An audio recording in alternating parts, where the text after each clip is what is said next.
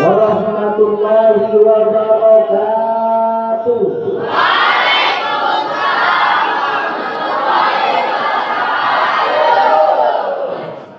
Semangat ya Allah.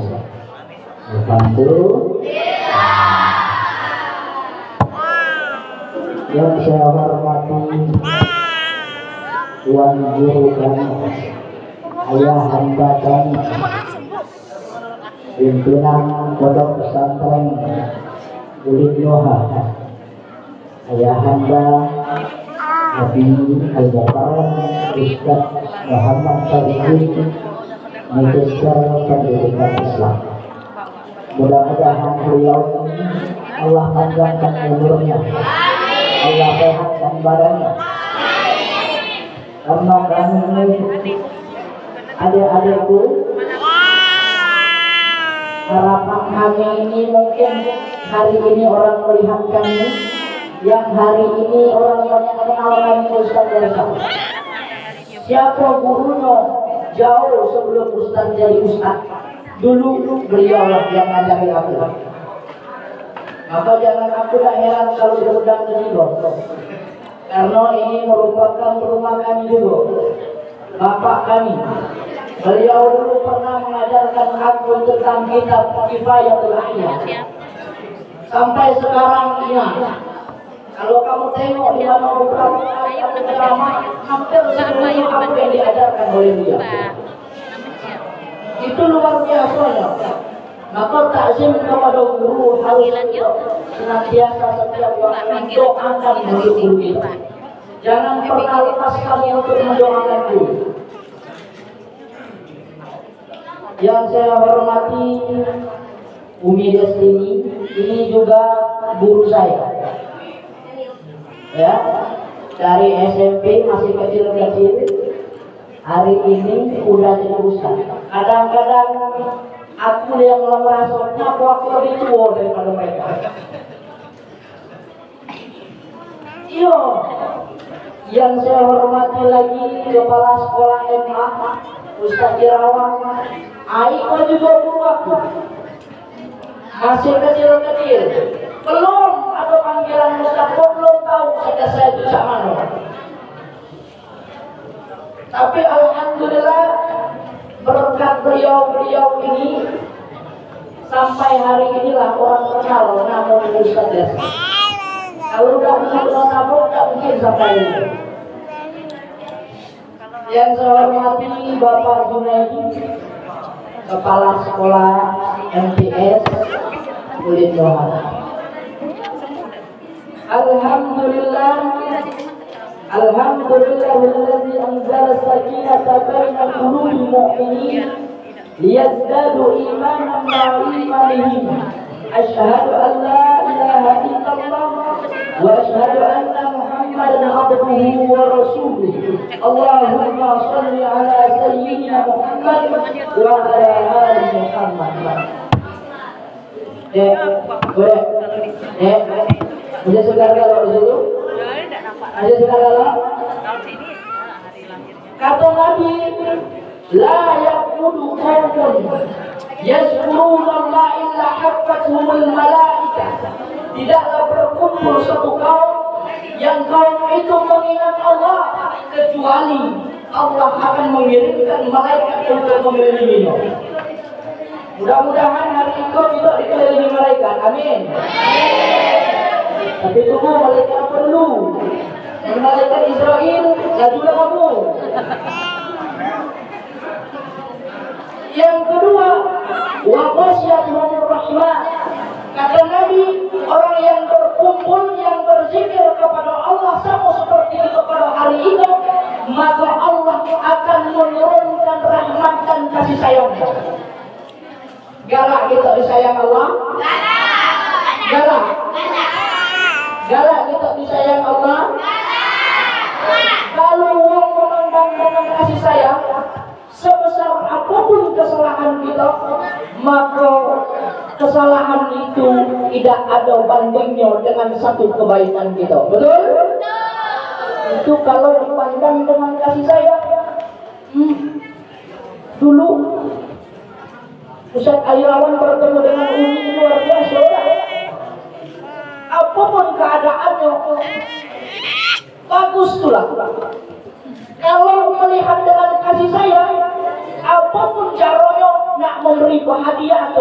rugi, betul rasanya.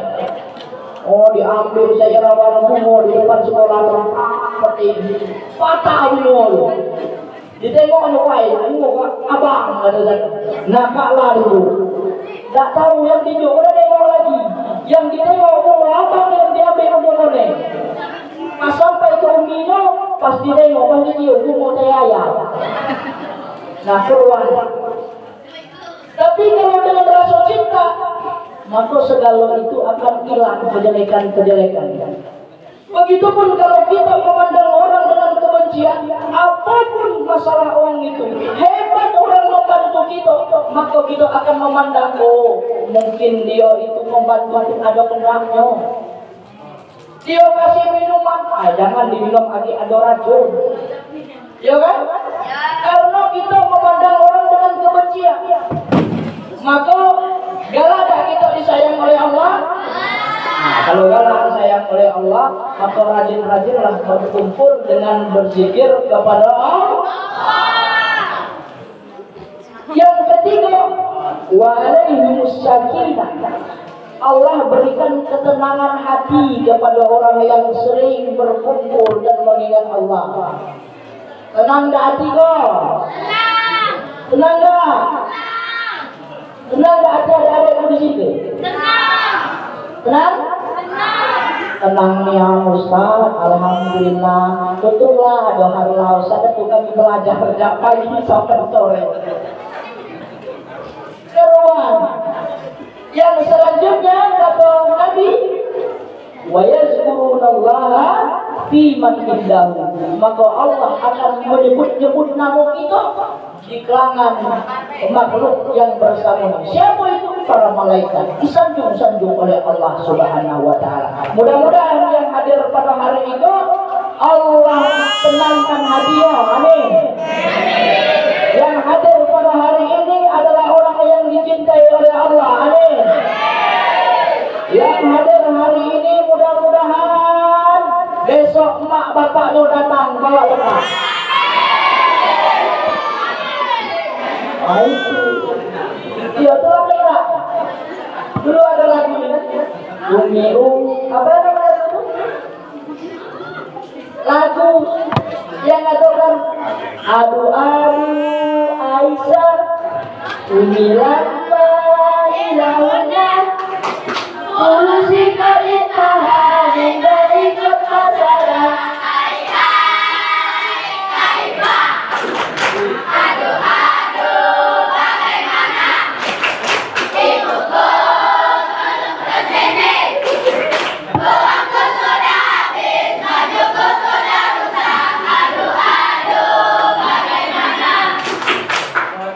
Itu lagu santri. Aku masih kelas 1 MTS, kelas 1 SMP lagi itu. Hari itu masih ingat. Ya?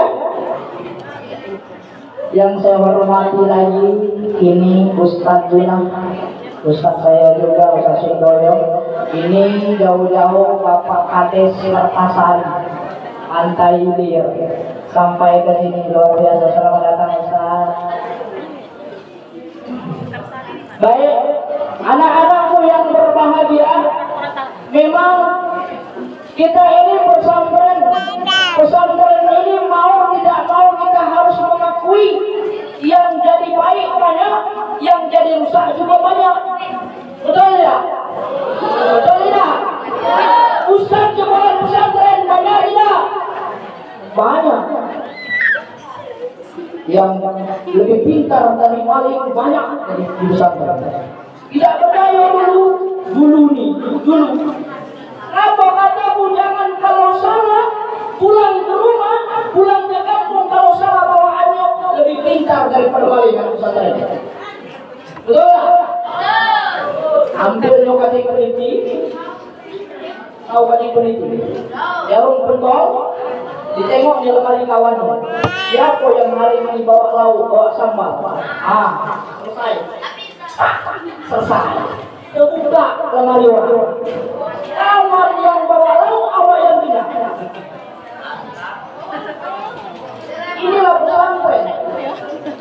Maka dinamika pesantren sudah asing lagi. Kadang-kadang mohon maaf Quran pakai? Sering enggak? Sering terjadi.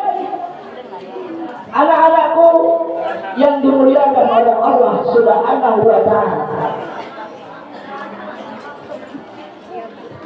di dalam kitab Ta'lim Muta'allim yang ditulis oleh Azhar Nuji, di sana disebutkan ada syarat orang dalam menuntut ilmu. Yang pertama, syarat itu adalah kecerdasan. Harus cerdas anak pesantren. Kenapa kataku harus cerdas? Kalau anak pesantren mengupas satu kalimat hanya sekedar mengupas kalimat saja, maka bukan anak pesantren yang belajar namanya. Harus cerdas. Tengok, balik dari sini yang laki-laki disuruh jadi imam, betul tak? Ada yang sudah jadi imam, angkat tangan. Angkat tangan yang sudah jadi imam, jangan malu-malu. Oh, malu-malu saja. Disuruh jadi imam bukan sekedar hafal, bukan sekedar benar bacaan, tetapi juga harus pandai merasakan para makmum. Betul? Kata Nabi di dalam kitab Bulughul Maram, belajar kitab Bulughul Maram. Belajar tadi. Kelas 5 itu ya. Di dalam kitab Bulughul Maram kata Nabi, "Iza amma ahadukum nas falyuqim." Kalau kau jadi imam di antara manusia, maka ringankan. Ngapa? Karena di belakang kita ada yang wak-wak yang laku, betul? Ada anak-anak kecil yang nak bermain baik, betul? Ada orang yang buru-buru, betul? Maka itu kata Nabi, anak pesantren harus pandai. Jangan kita hafal satu juz seperti sholat isya selesai. Ada satu cerita dalam satu kisah Mu'az bin Jabal. Semua kita tahu seorang sahabat yang bernama Mu'az bin Jabal, luar biasa hafalannya. Sahabat Nabi, suatu ketika dia sholat isya, dia membaca ayat yang panjang. Ketika dia selesai sembahyang, pas dia nengok datang lagi jamaah, hilang lagi. Dikatakan, ya Rasulullah, mereka ini munafik yang diomong para sahabat itu. Siapa yang dimarah? Mu'az bin Jabal yang menjadi imam. Maka turunlah hadis itu, keluarlah dari perkataan Nabi, sabda Nabi, "Idza amma ahadukum nas falyukhfif." Maka ringan. Kalau kita tidak meringankan, berapa banyak orang yang selama ini mereka tak sholat tersentuh hatinya, ingin sholat satu kali dia ingin sholat, pas sholat itu yang jadi imam, itu yang tidak paham dengan kondisi makmum. Waktu lah 60 tahun 60 tahun tak pernah sembahyang, hari bulan tak sembahyang, waktu langkah kamu pas dia jadi pas kita jadi imam, dia di belakang kita maju suruh yasin.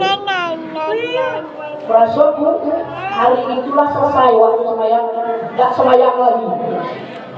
Gara-gara kita yang tak pandai menempatkan diri. Supir ambulan punya hajat bawa orang sakit dalam ambulan, karena dia ketaatan dia kepada Allah, terdengar pemandangan azan, dia berhenti ingin sholat.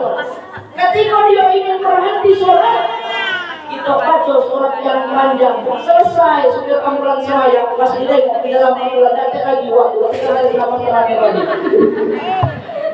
Siapa yang disalahkan? Apakah yang disalahkan supir ambulan? Tidak. Lah ngomong tadi kau bawa waktu lama ngapa-ngapa, ngapain masih juga nak nimbang ke masjid. Masjid aja kena salah. Lah tahu wah itu masih sakit, harusnya tujuannya sampai ke rumah sakit, ngapain anak semayang udai. Lah ngomong jangan semayang. Mulai hari itu sampai bulan datang lagi yang semayang. Ini permasalahan kadang-kadang timbul di masyarakat kita. Memang dalam sholat itu boleh. Kata Allah, wa'mur ahlaka bis-shalah wastabir 'alaiha. Perintahkan keluargamu untuk melaksanakan sholat dan bersabar dalam mengerjakannya. Jadi kenapa Allah mengatakan bersabar dalam mengerjakannya? Satu, karena ketika kita sholat banyak sekali gangguan. Gangguan yang pertama isti'zal, tergesa-gesa dalam sholat. Pernah satu ketika saya ngisi ceramah di bulan suci Ramadan, perbatasan antara kota Bengkulu dengan Bengkulu Utara. Aku sangka wong belum sembahyang iso. Ayo kataku sembahyang, masih diantar. Lah, kataku wong masih diantar. Aku harus sampai. Dia masih diantar. Ayo, tengoklah video. Pas aku tengok videonya luar biasa. Mulai dari takbir sampai salam 23 rakaat selesai dalam 7 menit. Mana ada uang yang di belakang itu? Bukan sembahyang, tipuan. Ngapa? Karena tadi tergesa-gesa merupakan salah satu tantangan dalam sholat. Lambat tak boleh, cepat juga tidak boleh. Anak-anakku, apalagi kita di pesantren. Ya. Pakai sorban luar biasa, pakai baju gamis, pakai parfum datang ke musola. Kira-kira jenian udah itu. Tengok uang aku aja pukul sampai di menit. Gak tahu ustaz megangnya. Rotan di belakang. Bukan rajin ternyata. Ternyata dikejar ustaz. Pesantren memang seperti itu nak. Kebaikan itu harus dipaksa dulu, kemudian baru menjadi biasa. Halo, masih dengar gak Ibu Juni?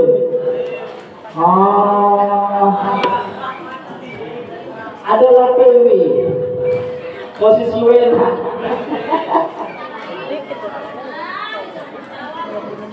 Jadi banyak tantangan dalam sholat. Itu tentang kehusuan. Begitupun kalau kita mau makan, kadang-kadang makanan itu jadi tantangan. Atau Nabi hadisnya ada juga di dalam kitab Bulughul Maram tentang kehusuan dalam sholat. Dijelaskan, la sholata illa hadaratul Qur'an. Atau Nabi, janganlah engkau sholat kalau makanan sudah dihidangkan.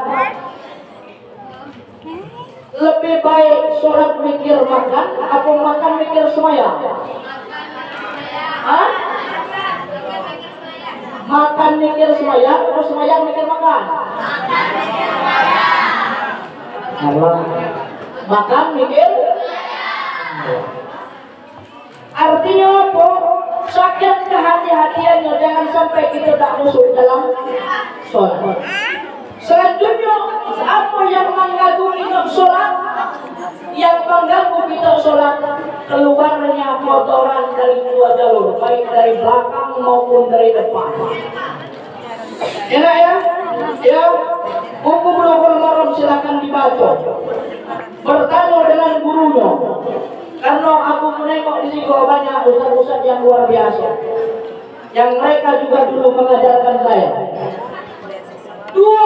Satu, kalau kamu menahan kencing. Yang kedua, menahan ngising. Yang ketiga, menahan kentut. Nah, itu yang tidak boleh.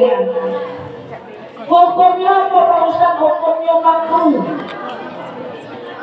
Akulah peneliti. Wong yang menahan kentut, satu, pertama kalau dia sembahyang, kamu tengok dia. Allahu Akbar. kiri ke kanan, kiri ke kanan, didahulu, kadang ke belakang. Nah itu jangan kamu ganggu.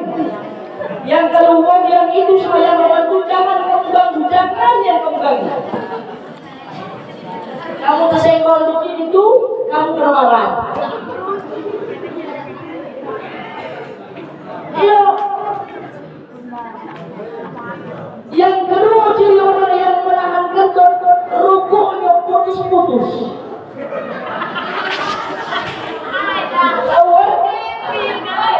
Allahu Akbar. Rasulullah rukuk sudah. Ya Allah Tuhan.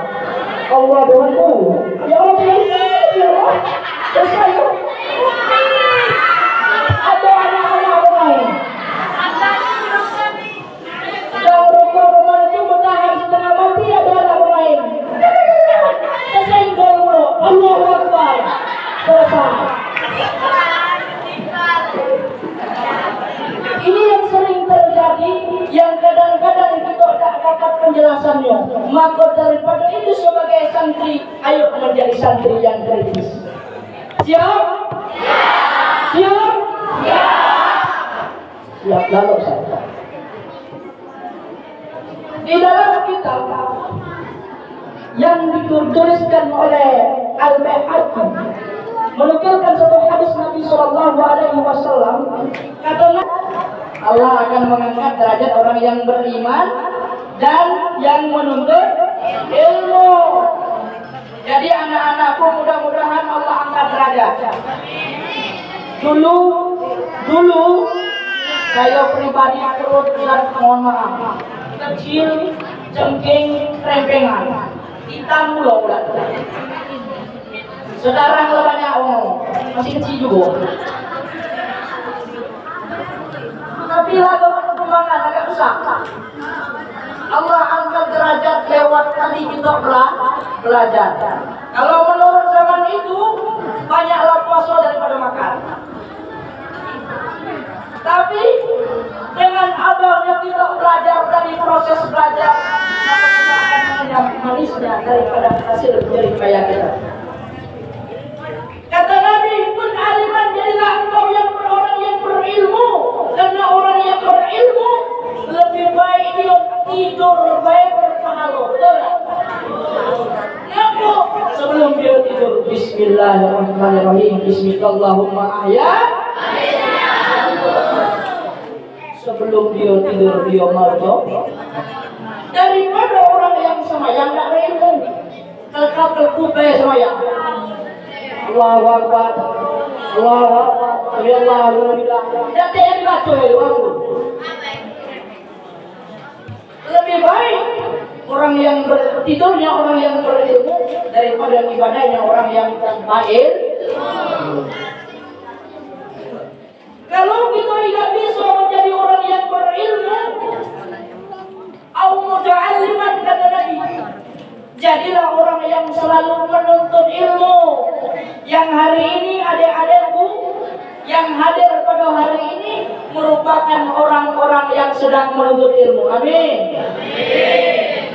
Siapa yang keluar dengan menuntut ilmu, maka dia dicatat sebagai orang fisabilillah. Ya, mati kita mati syahid. Dalam menuntut ilmu kita meninggal, kita dicatat sebagai orang yang mati syahid. Maka kalau kita bukan jadi orang alim, jadilah muta'alim, orang yang selalu menuntut ilmu.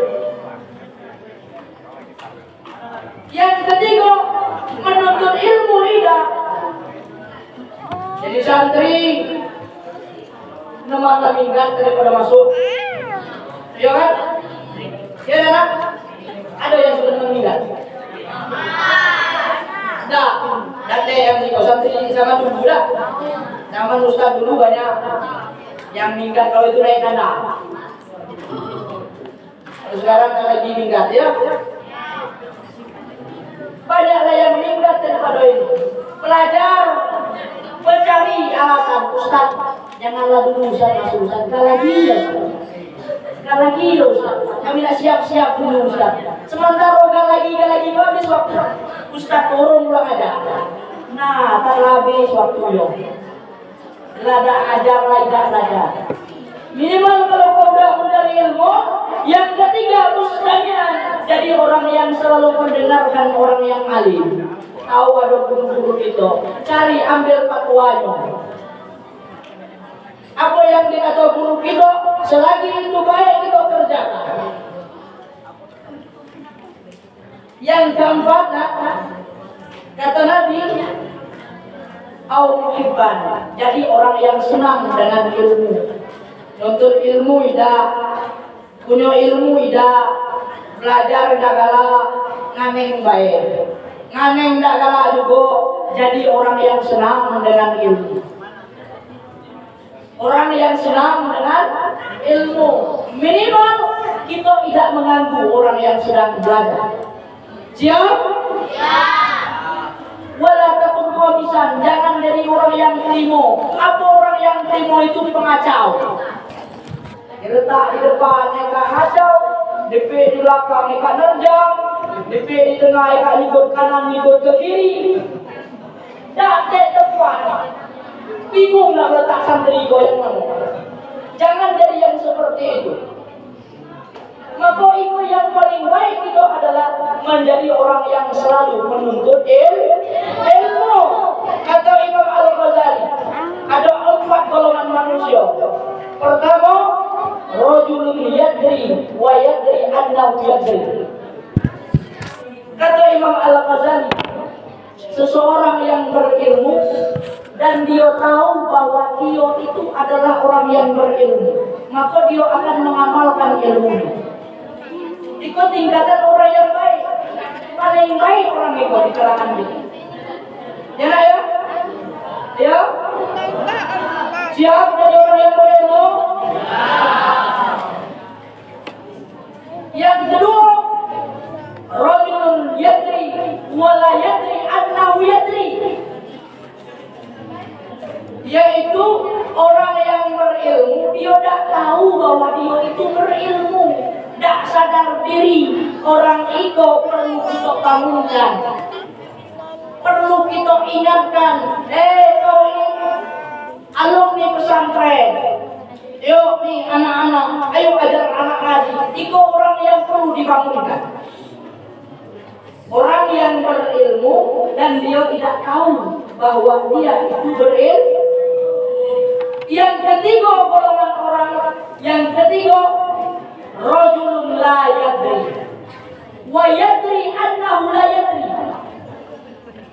yaitu orang yang tidak tahu, orang yang tidak punya ilmu, tetapi dia tahu bahwa dia tidak punya ilmu. Itu manusia yang punya potensi baiknya lebih tinggi. Kenapa? Karena dia sadar diri bahwa dia tidak punya ilmu, maka dia akan terus belajar. Kira-kira itu yang mana? Yang terakhir, nah yang terakhir itu yang gak kacau. Rajulun la yadri wa la yadri annahu la yadri, orang yang tidak berilmu, yang dia tidak tahu bahwa dia itu bodoh. Nah itu ngacau. Kita nasihat dia udah kalah dengar, kita dengar itu menyesatkan, diajak dia udah ikut, disuruh dia udah kalah, ngacau orang. Nah kira-kira kita ini yang mana lah kira-kira? Yang tadi yang tidak tahu kita sadar dengan tidak tahu, apa kita tidak tahu kita tidak sadar bahwa kita tidak tahu. Yang mana kira-kira? Yang mana? Tidak tahu. Aduh, kita tidak tahu kalau. Ini sangat penting dalam konsep kehidupan kita. Karena zaman perubahan itu luar biasa. Beberapa tahun yang lalu itu mungkin kita bisa bertemu dengan orang-orang yang kita sayang. Hari itu udah berbeda zaman, cara ngajar juga berbeda. Dulu cukup pakai mistar, pakai kapur tulis, pakai penghapus, sekarang nyalain fokus. Betul? Dulu, sekarang jangan ke adik-adik, ustaz-ustaz itu disuruh nyanyi-nyanyi sekarang. Ustaz-ustaz disuruh nyanyi-nyanyi, apalagi ustaz ajaran SD 2-3 kali ngajarin. Ustaz, apa huruf ini? Masa tahu Ustaz? Pokoknya nanggung sekali gitu ngajarin. Zaman sekarang ustaz dituntut serba bisa. Anak-anak ada HP main game. Kalau dia pakai main game, otomatis hafalannya kurang. Aku rasakan beberapa anak yang punya kasus hafalannya kecil, sedikit hafalannya, rata-rata mereka kalau dia udah main game, terus dia galak bermain dengan kawan-kawannya, berleha-leha. Itu sering terjadi. Yang ketiga, yaitu mohon maaf karena perceraian orang tua. Banyak konflik otak. Maka adik-adikku sekalian, ayo kita rubah. Zaman dulu dengan sekarang jauh cepat sekali waktu ini berubah. Ya, beton yang tanpa rampai dahulu kinilah rebah, ketepian kampung yang tanpa ramai dahulu kini hanya tinggal kenangan.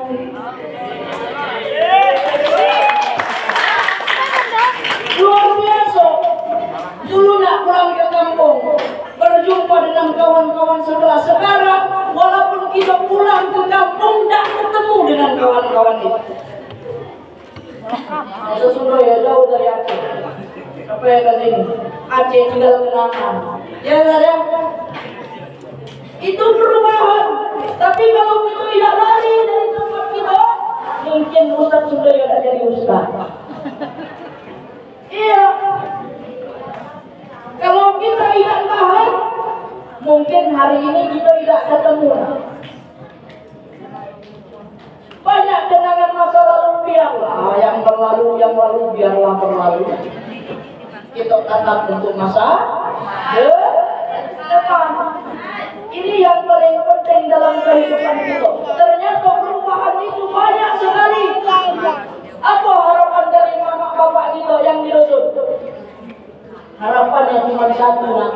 Kalau mereka meninggal, engkaulah yang menyelatkan, engkaulah yang memandikan, engkaulah yang mendoakan, engkaulah yang mengoborkan. Sekarang, kira-kira kalau hari itu terjadi, sudah siap kita? Sudah siap? Belum? Jangan kamu pusat di Rusia bilang sekelas dulu. Ini yang paling penting, harapannya cuma dikitnya. Kita balik ke dusun. Kalau mereka meninggal, kita lah yang ngurusnya. Kalau kita berusaha tidak pernah belajar, jangan heran aja kita ikut balik ke dusun nggak jadi apa-apa. Anak-anakku yang dimuliakan oleh Allah Subhanahu wa Ta'ala, ayo kita tingkatkan kualitas kita. Jangan sampai kita berleha-leha. Di pesantren kita dididik oleh orang tua kita. Untuk apa? Untuk beribadah kepada Allah. Untuk apa? Untuk menjadi orang yang pintar. Ustaz, kenapa aku kalau belajar itu susah sekali? Ada satu kisah. Imam Asy-Syafi'i, dia datang kepada wakil surahin Zibarasarni ila darkil ma'asi. Cuma simpel karena orang yang susah belajar, orang yang susah menghafal adalah orang yang dalam hatinya, yang dalam kehidupannya punya maksiat. Maksiat itu macam-macam. Ada yang disuruh mamanya disigo untuk maling, ada tak? Ada tak? Ada ya? Ada yang disuruh mamanya untuk lagi? Jangan deh. Disuruhnya untuk apa nak? Belajar. Ketika kita tidak belajar dengan giat, tidak sungguh-sungguh, berarti kita sudah bermaksiat kepada orang tua kita. Imam Syafi'i datang kepada gurunya yang bernama mawaqitu ayubdi, tentang susahnya dia dalam menghafal, wa arsalani ila tarkil ma'asi, maka dia menyuruh aku untuk meninggalkan maksiat. Kenapa? Li'annal ilma nuran wa nurullah la yuhdal as. Karena ilmu itu adalah cahaya Allah, dan cahaya Allah tidak akan masuk ke dalam hati orang yang bermaksiat. Anak-anakku yang dimuliakan oleh Allah Subhanahu wa taala, ayo kita galakkan belajar dengan semangat.